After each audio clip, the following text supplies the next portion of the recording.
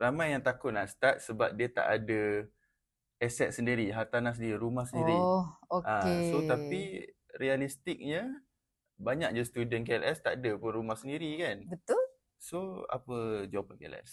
Okey, bagi KLS lah, soalan macam ni ramai yang tanya. Even dekat DM KLS, dekat TikTok, dekat Facebook, banyak. Dia tanya, Puan kalau saya memang tak ada langsung rumah, boleh ke buat bisnes ni? Kan? Macam itulah soalannya. Okey, sebenarnya kalau anda di luar sana pernah dengar perkataan sublet. Sublet.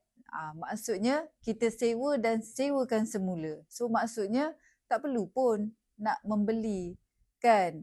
Cuma kita bermula dulu macam tu tapi ultimate goal kita pun nak juga tanah kita. Jadi kalau tanya boleh ke tak boleh? Yes, boleh lah. Memang dalam kelas kita ajar macam mana you nak buat income menggunakan hartanah orang lain. Dan sebenarnya Syami, dia bukan isu boleh ke buat. Sebenarnya memang kalau you nak beli banyak hartanah pun bukannya mampu. Bukan semua orang mampu. Kan? Jadi kalau you betul-betul nak income yang besar, no choice. Memang kena jaga rumah orang lain. Bukannya isu kita nak start boleh ke tak ada rumah sendiri. No, sebenarnya ini adalah business. So bila kita kata business, whatever that yang you boleh buat, so kita buatlah. Tak semestinya kita kena beli rumah dulu. Kalau kita beli rumah kita panggil investment pula. Tapi boleh je kan buat pakai rumah sendiri pun. Ada je student yang buat macam tu kan. Kalau siapa-siapa yang dah beli rumah ataupun inherit daripada parent apa semua, dah ada harta sendiri, of course itu yang the best. So kita nak pergi ke MMM pula kalau macam tu. Maksudnya kita nak rumah kita ni jadi machine making money. MMM. Kan. Dia bila kita ada harta kita sendiri, yang bestnya dia akan generate income yang orang lain tak boleh kacau. So kalau kita kata kita buat sublet, kita ambil rumah orang lain ni, mungkin landlord dia nak ambil semula, mungkin landlord dia meninggal, waris-waris dia nak, mungkin landlord ni bercerai, so mungkin dia orang nak restructure balik tempat tinggal, nak duduk ke rumah tu semula kan. Jadi banyaklah benda-benda yang boleh menghalang kita untuk kita buat bisnes tu. So kita kena cari unit lain lagi lah dan lagi dan lagi. Sebab tu dalam kelas kita, kita sarankan untuk permulaan, yes kita guna property orang lain. Tapi akhirnya bila kita dapat income, kita nak buat building. Bukan kita nak beli rumah satu biji. Kita nak beli tanah dan buat building kita sendiri. Kalau dulu ramai orang takut bila dengar nak buat building ni macam nak kena berjuta-juta duit. No, kita bukan nak buat building yang macam kondo bagai semua tu. Kita dah nampak dah sebenarnya demand ni. Jadi kita buatlah yang mana kita mampu. Sebabnya mungkin buat building tu macam student kita macam Hakimi. Dia habis dalam 200,000 tapi dah dia boleh buat dekat tanah dia tu dalam 43 biji tak silap. Okey kan? So kita dah boleh think out of box bila kita tahu macam mana nak make money. So macam Mas Hakimi, dia tak akan terfikir nak buat rumah kecil-kecil macam tu kalau dia tak tahu ada demand. Betul tak? So bermula dulu buat apa yang kita tahu dan kita tengok demand dan lepas tu kita tukarlah kepada kita buat guna aset kita pula. Sebab kita kan dah dapat income tu. Takkan nak habiskan income tu macam tu saja kan? Okay, next question. Apa soalan yang seterusnya? Apa kesilapan yang paling mahal beginner selalu buat? Maksudnya dia tak masuk kelas, dia tanya ChatGPT ke YouTube ke. Sekarang kan zaman ChatGPT kan. Ni macam KLS dulu ni. Wah. Silakan cerita pengalaman KLS. Untuk pengetahuan you all, zaman KLS dulu tak ada orang buat kelas macam ni. Tak ada ChatGPT dulu. Dulu pun tak ada ChatGPT. Dia macam tengok-tengok, try. Dia macam tu. Tapi hari ni sebab ada ChatGPT, kita pun dah ada banyak grup-grup yang tunjukkan gambar dia orang buat room rental dekat TikTok pun banyak kan. So sebenarnya kita boleh belajar banyak di platform. Dan KLS tak nafikan, betul. Daripada platform ni banyak you boleh belajar. Cuma dalam room rental ni dia punya emotional kita, motivation kita ni up and down. Kalau you tak duduk dalam community, baru kena hack dengan tenant sikit dah. Tak nak dah buat, malas dah. Susah lah, apalah semua.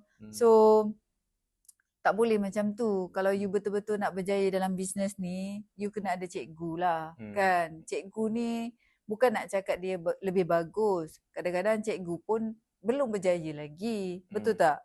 Tetapi, bila kita kata cikgu ni, maksudnya dia ada experience. Kan? Macam KLS sendiri pun, KLS lebih 10 tahun dalam bidang hartanah ni. Daripada membeli hartanah, menyewa satu unit, jaga unit orang lain satu kawasan, sekarang ni buat room rental apa semua. Jadi kita dah lalui macam-macam kesilapan. Jadi kalau untuk newbies kan, kesilapan yang paling besar newbies buat hari ni yang KLS rasa masih lagi tak berubah-ubah adalah renovation. Sebab apa? Sebab kebanyakannya buat renovation ni macam nak duduk sendiri. So, rumah orang ni, bukan rumah sendiri.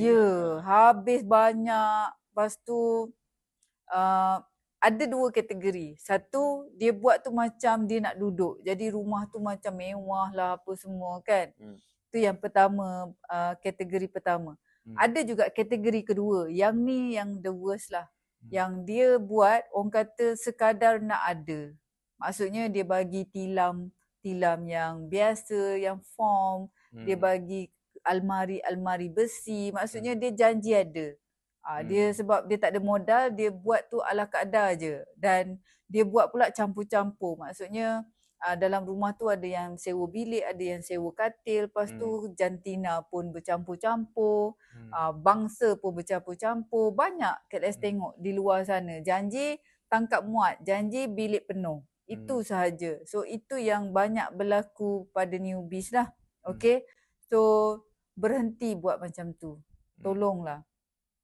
Ada banyak juga newbies yang berjaya tanpa datang kelas. So kita pun tak nafikan. Cuma kenapa you kena ada cikgu, kenapa you kena datang kelas belajar sistem dan kenapa you kena ada SOP you sendiri. Kerana kita bukan nak buat bisnes, Syami. Kita nak financial freedom kan. So yang you kena belajar adalah macam mana kita nak automation, macam mana kita nak systemizekan supaya kita ada banyak masa untuk kita besarkan bisnes kita dan kita ada banyak masa untuk kita bina machine making money. Machine making money tak semestinya dalam hartanah. Ada juga yang buat resort, ada juga yang buat homestay, ada juga yang buat agriculture, beli tanah, buat musangking apa semua. So itu yang kita nak. So you kena belajar dari awal macam mana you nak buat business room rental ni bersistem. You boleh tambah lagi dan you tak ada masalah untuk handle you punya tenant sebab semua dekat jari anda je. Dekat phone sahaja you boleh monitor you punya tenant. Tenant keluar masuk, tenant bayar ke tak bayar apa semua. So itu yang menyebabkan impact you dalam bisnes ni lebih besar.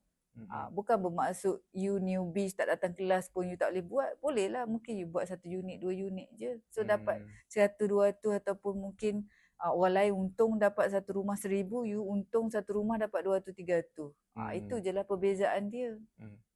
Baru ni Syami ada tengok dalam grup Geng Room Rental, bukan grup, dekat social media Geng Room Rental. Okay. Dia ada komen, boleh ke saya buat loan untuk mulakan bisnes ni. So adakah KLS setuju ataupun KLS tak setuju yang buat loan ni pun salah satu kesilapan newbies juga. Saya faham pasal loan. Dia ada dua kategori lah, Syami. Ada orang dia memang tak ada apa-apa perancangan masa depan. Dia hanya nampak kalau dia buat loan dia ada modal. Dan dia pun tak tahu berjaya ke tak. Dan ada satu jenis ni, dia ikut cara yang KLS ajar. Which is dia cari dulu kawasan laku sewa, dia cari demand dulu. Dia nampak demand tu masuk. Dia nampak. Maksudnya dia dah nampak dah kalau dia buat loan pun, dia tahu macam mana nak bayar loan tu. Dia tahu berapa lama dia boleh bayar loan tu. Dia tahu juga yang dia dapat untung lebih banyak lagi daripada interest loan tu. Jadi kalau you orang yang cerdik, yang tahu buat kira-kira macam ni, tak ada masalah. Boleh je.